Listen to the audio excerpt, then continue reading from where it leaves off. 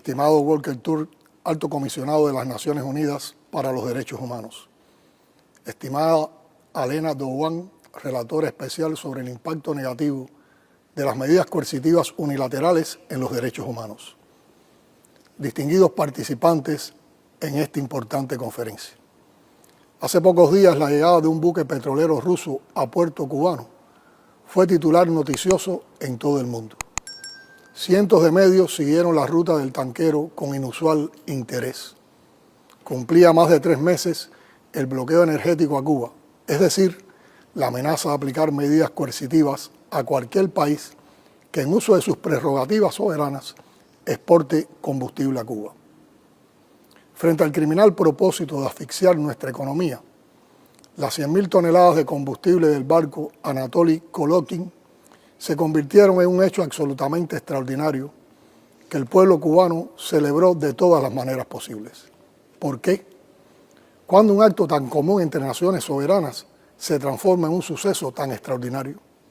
La respuesta es muy sencilla. Cuando se castiga a todo un pueblo privándolo de recursos y medios esenciales para su sostenimiento con el criminal propósito de hacer estallar su economía.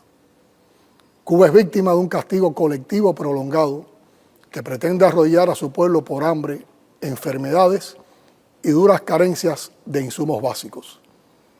Esta política de asfixia se suma a 65 años de la guerra económica, comercial y financiera más severa y prolongada aplicada contra país alguno, que ha sido codificada a través de un minucioso y perverso sistema de medidas coercitivas unilaterales diseñado para provocar un estallido social y violentar el orden constitucional legítimamente establecido por los cubanos en ejercicio de nuestro derecho a la libre determinación.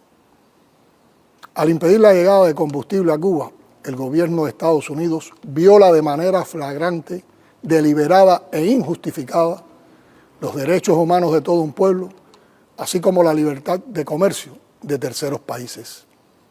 En Cuba se están viviendo prolongados cortes diarios de electricidad, desabastecimiento de agua y gas licuado, lo que convierte en un agobio la realización de las labores domésticas. Más de 96.000 cubanos, incluidos 11.000 niños, se encuentran a la espera de cirugías debido a la falta de electricidad y a pesar del esfuerzo de las instituciones de salud en función de encontrar soluciones. Más de 16.000 pacientes que necesitan radioterapia y otros 2.888 que dependen de hemodiálisis están afectados por la paralización de servicios que requieren estabilidad energética.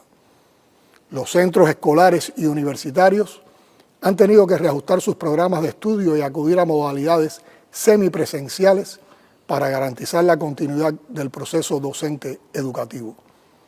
El transporte público y privado se encuentra prácticamente paralizado por la falta de combustible. El sistema empresarial y la producción de alimentos han sido duramente impactados e incapacitados para garantizar insumos básicos.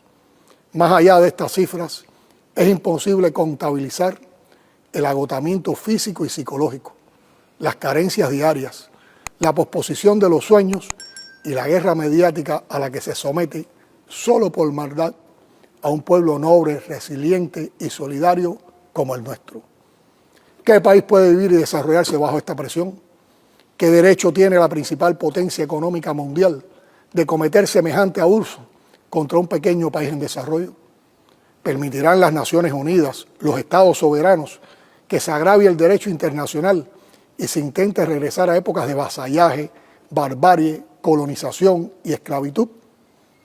Desde las instituciones internacionales debemos hacer mucho más para denunciar y enfrentar las medidas coercitivas unilaterales que se imponen y refuerzan no solo contra Cuba, sino también contra numerosos países en desarrollo. Esta conferencia internacional es una oportunidad para visibilizar su impacto y realizar propuestas orientadas a la acción. Desde Cuba, impulsamos la creación de un grupo de trabajo del Consejo de Derechos Humanos, conformado por varios expertos que brinda una atención más amplia y especializada a este tema. Abogamos igualmente por la adopción de un instrumento internacional jurídicamente vinculante que demanda el levantamiento inmediato de estas medidas y la rendición de cuenta de los responsables. A pesar del adverso contexto actual, Cuba confía y apuesta por el multilateralismo y la diplomacia como las únicas herramientas eficaces para el mantenimiento de la paz, la convivencia civilizada y el desarrollo sostenible. Desde esta pequeña nación que resiste con dignidad el acoso del bloqueo en todas sus agresivas variantes, agradezco profundamente las muestras de solidaridad internacional y el apoyo que hemos recibido en estas horas difíciles.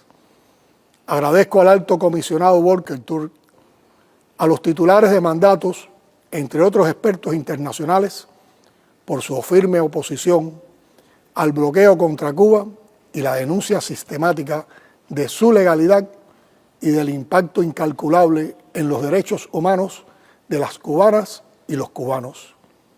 Les aseguro que el pueblo cubano no olvidará a los que frente al atropello y el chantaje se colocaron del lado de la justicia y alzaron sus manos y voces sin miedo para defender el derecho de este heroico pueblo a vivir y a elegir soberanamente su destino.